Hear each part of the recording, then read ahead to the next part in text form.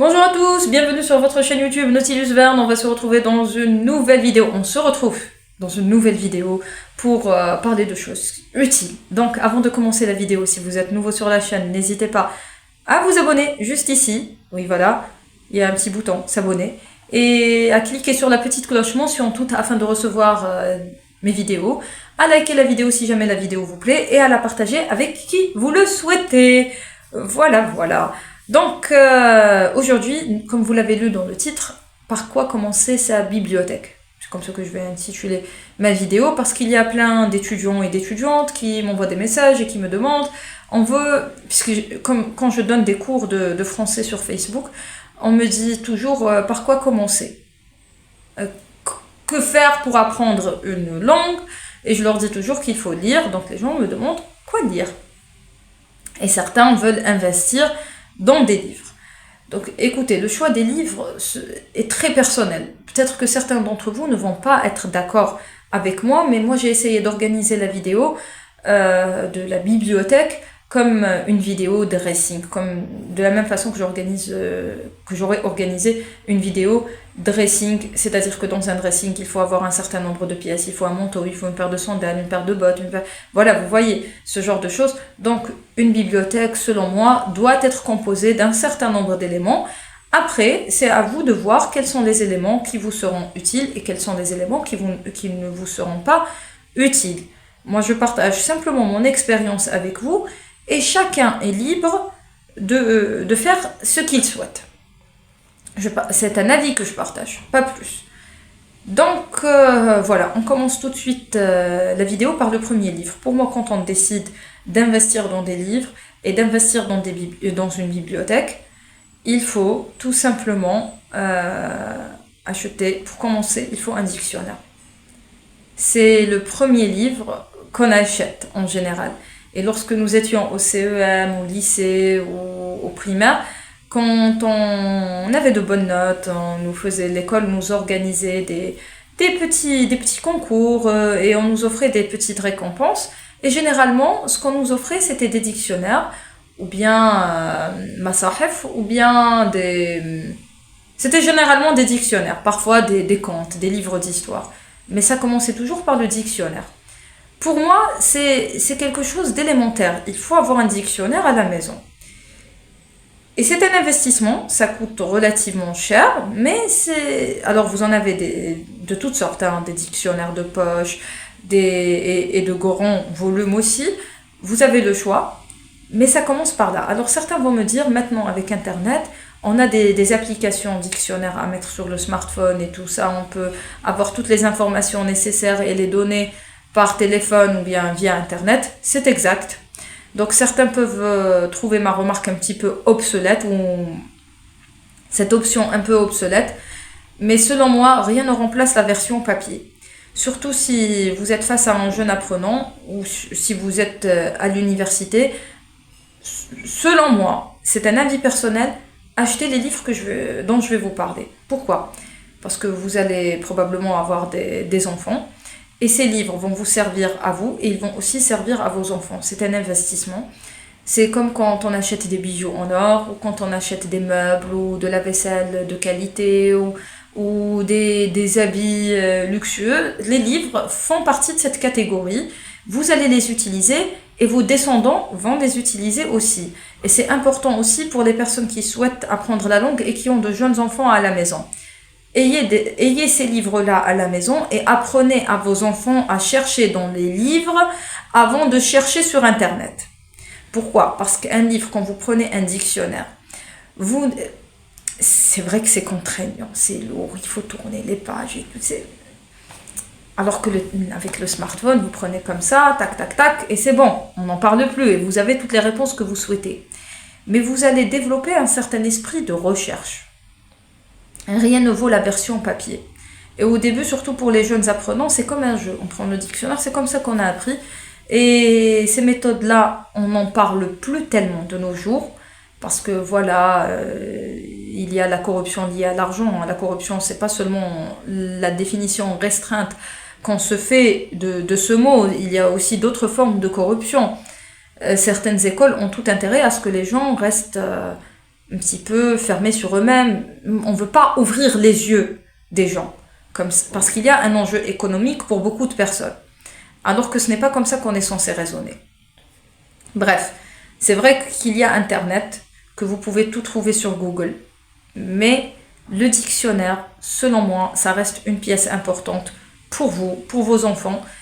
Sur Internet, on trouve de tout. On ne peut pas vérifier une information. C'est difficile de la vérifier. Ça peut être juste comme ça peut être faux. Par contre, un livre, il passe par un comité de lecture, une maison d'édition. Il y a tout un circuit qui se place. On ne publie pas n'importe quoi dans un livre. Par contre, sur Internet, c'est autre chose. Donc, selon moi, il vaut mieux avoir d'abord un dictionnaire pour ceux qui veulent apprendre le français. Un dictionnaire français-français. Un dictionnaire, enfin, le dictionnaire dans lequel on trouve des définitions. Et des dictionnaires qui vont vous aider à faire la traduction. C'est-à-dire français-anglais et français-arabe. Puisqu'on a besoin des 3 langues en Algérie. Certains vont dire non, maintenant c'est l'anglais et le français c'est dépassé et je ne sais pas quoi. Non, le français n'est pas dépassé, l'anglais non plus et l'arabe non plus. Donc il faut maîtriser les 3 langues. Un petit peu de tout, il faut connaître un peu de tout. Selon moi, c'est comme ça. Donc voilà, le premier livre qu'il vous faudra, c'est un dictionnaire. Et ça va vous aider dans votre apprentissage de la langue. Même les études scientifiques ont montré que lorsque vous prenez la peine de chercher un mot dans un dictionnaire, vous allez retenir sa définition. Par contre, si vous cherchez comme ça sur Internet, vous allez avoir la définition, après vous allez oublier. Et puis, rien ne remplace la version papier. C'est votre patrimoine. Autant que scientifique, autant qu'étudiant en lettres, autant que professeur, autant que ce que vous voulez, c'est votre patrimoine, ça fait partie du patrimoine de l'individu. Donc, c'est mon avis. Et voilà, vous êtes libre de partager mon idée comme vous êtes libre de ne pas partager cette idée. Le deuxième livre qui est important d'avoir, c'est un atlas. Un atlas, c'est quoi ? Alors, il y a différents atlas, mais l'atlas dont je veux parler, c'est le livre avec les cartes. Certains vont me dire, on n'a pas fait des études en géographie, ce n'est pas important. Ça fait partie de la culture générale de l'individu. Et pour maîtriser une langue, il faut avoir une bonne culture générale. De temps en temps, c'est bien de prendre un atlas. Vous allez me dire, il y a Google Maps. Oui, vous avez raison, il y a Google Maps. Mais ce n'est pas du tout la même chose. Ce n'est pas la même sensation. Ce n'est pas les mêmes méthodes pédagogiques. Ça n'a absolument rien à voir. J'ai vécu et l'ère du numérique et l'ère papier. Et je peux vous dire que ces 2 mondes, ce sont 2 mondes différents, qui n'ont rien à voir l'un avec l'autre. Un vendredi pluvieux comme celui-là, vous prenez votre atlas et vous feuilletez les cartes comme ça, vous avez des données sur les pays, sur les différentes villes. Ça permet de voyager, c'est une façon de voyager. Bon, vous pouvez aussi regarder City Guide sur National Geographic, mais quand même, ce n'est pas la même chose. Et en plus de ça, vous allez retenir des choses. Ça fait partie de votre culture générale et ça fait partie des choses élémentaires qu'il faut connaître dans la vie. Vous pouvez aussi investir dans un livre, comment on appelle ça ? La rousse médicale, voilà. Ça parle du corps humain, des différentes maladies. C'est bien d'avoir ce genre de livre, quelle que soit la spécialité que vous faites, même si vous ne faites pas des études de médecine, et spécialement si vous faites des études de littérature française. Vous allez me dire, oui, mais à quoi ça sert ? Déjà, il y a Internet, et en plus de ça, c'est pas notre spécialité.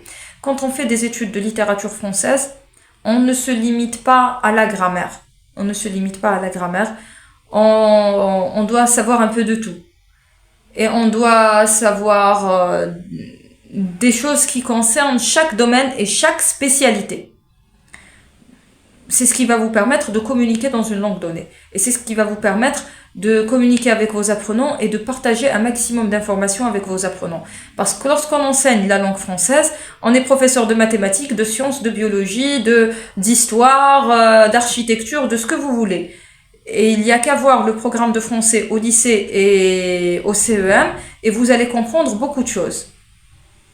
Et je vais en parler dans la vidéo suivante. Donc, pour enseigner la langue française, il faut avoir une culture générale assez vaste. Bon, un petit peu de tout. On va pas dire qu'on sait tout, tout ce qui se passe dans le monde, mais il faut savoir un peu de tout. Donc voilà, la rousse médicale, c'est important à avoir à la maison. Même parfois, on a besoin de comprendre certaines choses sur nous, sur les maladies, sur ce qu'on ressent. C'est bien d'avoir ce type de livre à la maison. Avant, c'était quelque chose de très commun. Et ce sont des choses qui sont en train de se perdre malheureusement avec le temps. Qu'est-ce qu'on peut dire d'autre? Qu'est-ce qu'on peut avoir d'autre comme livre? Une encyclopédie. Une encyclopédie, c'est quoi? Alors, vous avez une encyclopédie en un volume et une encyclopédie en plusieurs volumes. Tout d'abord, je vous conseille d'investir dans une encyclopédie en un seul volume et après, si vous avez les moyens, parce que ça coûte cher, et encore une fois, je m'adresse aux personnes qui veulent investir dans ce genre de choses. Une encyclopédie en un volume, vous n'allez pas avoir autant d'informations que dans une encyclopédie en plusieurs volumes, mais vous allez pouvoir vous cultiver, vous documenter, lire, avoir de la documentation sur plusieurs sujets. Ça vous sera très utile dans votre apprentissage. Ça vous permettra d'étudier certaines choses calmement, tranquillement, devant une tasse de thé ou une bonne tisane ou un chocolat chaud, surtout durant les après-midi d'hiver, en étant loin des écrans, parce que c'est quand même mauvais pour la santé, hein. Bon, je vous dis ça, mais je suis la première victime, hein. Loin de l'écran de télévision et loin des écrans, tablettes, smartphones et tout ça. Et en plus de ça, vous n'allez pas fatiguer vos yeux, parce qu'on fatigue moins nos yeux lorsqu'on lit un truc sur papier que lorsqu'on lit quelque chose sur téléphone. Et ça va vous permettre de mieux mémoriser ce que vous devez mémoriser. C'est pour ça que la version papier gardera, selon moi, toujours ses lettres de noblesse. Donc vous avez l'encyclopédie. Après, vous avez des livres qui parlent d'art culinaire. C'est bien d'avoir ce type de livre aussi, parce que ça parle aussi de notre culture. Vous pouvez avoir des livres qui parlent d'art culinaire, même si vous ne vous intéressez pas spécialement à la cuisine. Mais c'est bien d'avoir ce type de livre.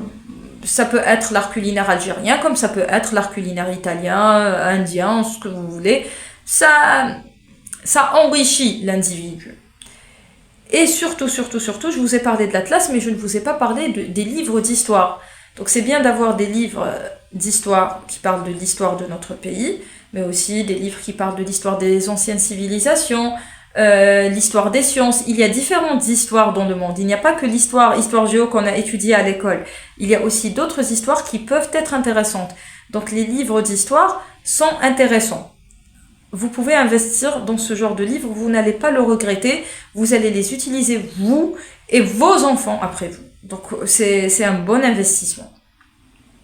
Une fois qu'on a ça, selon moi, c'est un bon début. Quand on a tous ces livres, on peut dire qu'on a une bonne bibliothèque. Après, vous choisissez en fonction de vos goûts, des romans. Par exemple, il y a des personnes qui aiment les histoires. Et non pas l'histoire, mais les histoires. Donc il y a des gens qui aiment lire des romans, des contes, des légendes, ça dépend. Donc vous avez le choix. Pour commencer, moi ce que je conseille à certains de mes apprenants, et même aux gens qui me posent des questions sur Facebook et sur Instagram, vous allez avoir besoin des Fables de La Fontaine, Charles Perrault, Andersen. Ceux-là, c'était mes préférés quand j'étais petite. Ce sont des livres dont vous ne regretterez pas l'acquisition et qui vous seront utiles. Surtout pour les personnes qui enseignent au CEM. Parce que c'est dans le programme scolaire et vous allez en avoir besoin. Donc vous allez investir dans ces livres-là. Ils vous seront utiles. Il y a de très belles histoires que vous pourrez raconter à vos enfants et que vous pourrez raconter à vos élèves. Vous pourrez même vous en inspirer pour vos cours et pour rédiger vos sujets. On n'est pas obligé de faire le même devoir test dans les 58 wilayas, hein. On n'est pas obligé de raconter toujours l'histoire du petit chaperon rouge ou bien de la Belle au bois dormant. Donc vous pourrez vous enrichir vous-même déjà pour commencer et enrichir vos apprenants par la même occasion. Donc voilà, la vidéo est déjà très longue. Je vais vous laisser pour cette fois-ci et on se reverra dans une autre vidéo, Inch'Allah. D'ici là, portez-vous bien et prenez soin de vous. À très bientôt, Inch'Allah.